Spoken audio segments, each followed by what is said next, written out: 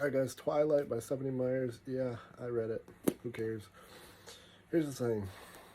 When the movies came out, I was very disappointed in how vampires sparkled. I was saying that. I read a lot of graphic novels. Obviously, graphic novels are pretty much fantasy, right? So these are fantasy novels, made up stories. And if you think about it, vampires are always burning, exploding, melting something in the sun, right? And you want to change it up sometimes. Like, not everything's always going to be the same. I know there was another vampire movie that came out, and that one wasn't completely sticking to the normal story of vampires.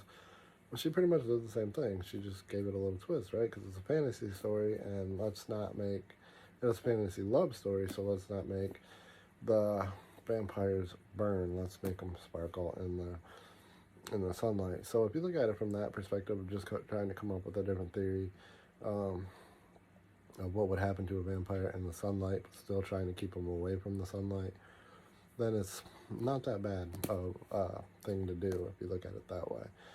So as far as the movie compared to this, the movie, if you watch the movie, especially if you read this and then watch the movie again, the movie's like boom, boom, boom, boom, boom, where this is a lot more detail, a lot more character development, a lot more build up.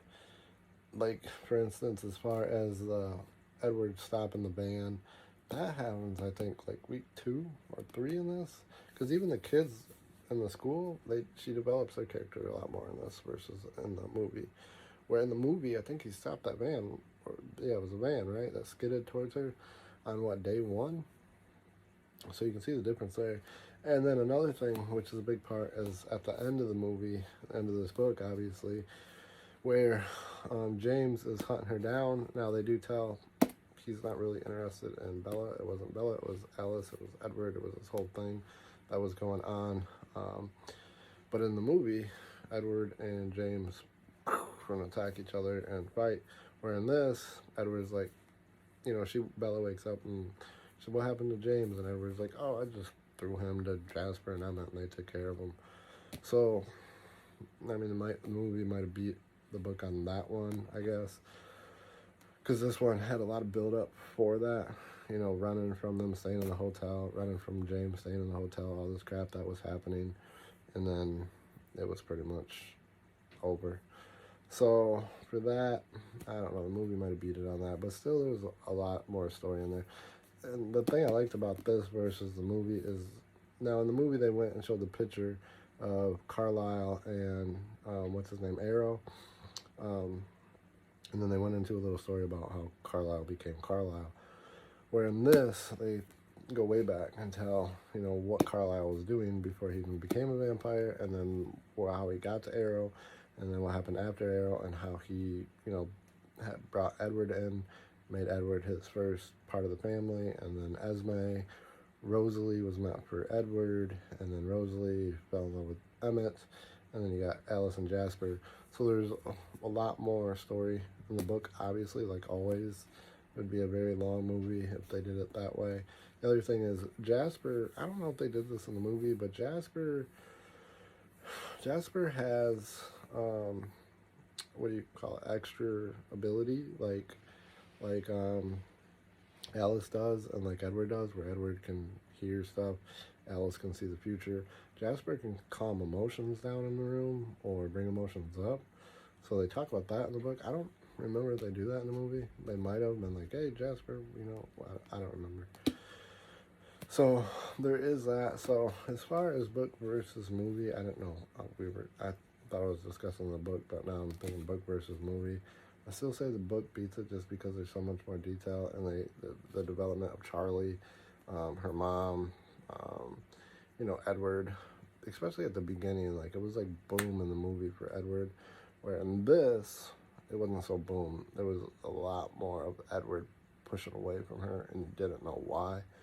And then Jacob in the movie, Jacob shows right away. Jacob in this doesn't. He doesn't show up till the campfire. So obviously, this was a good book. I thought it was a good book for what it is. I had to go. Me and Jamie are gonna read this one next, so obviously I had to get this one. And then if you look, we're back. There's crap load of them actually. Well, there's 8 of them. So after the Midnight Sun, which is Breaking Dawn Part 2, there's the short Second Life of Bree Tanner, and then Life and Death, and then the Twilight Saga, the official illustrated guide, which I don't know what all that's about. Obviously, the last one ain't going to be too much of anything, but the other two might be. Life and Death might be something. So that'd be interesting to read once you read all these and get the actual whole story of what happened versus the movie. Anyway, there's Twilight. Me and Jamie are actually reading another one right now. We read them together. I actually read them to her. I will be going back and forth. I will be reviewing graphic novels too, but just getting back into this. But yeah, we've been reading a lot of novels lately, especially during her cancer treatment. So, yeah. What was next?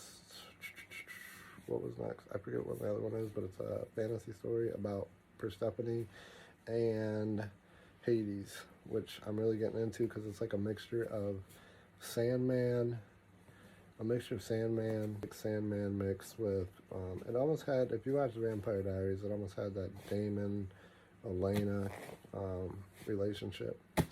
So that, I'm really getting into that story. That's actually a really good book so far. I enjoy it. Jamie's enjoying it. But yeah, I'm also reading Sandman at the same time because I like Sandman. And then, like I said, I still got a ton of graphic novels, so I'll probably be going back and forth between regular novels and then graphic novels like the one you see behind me, Swamp Thing back there. So, until the next one, guys, peace.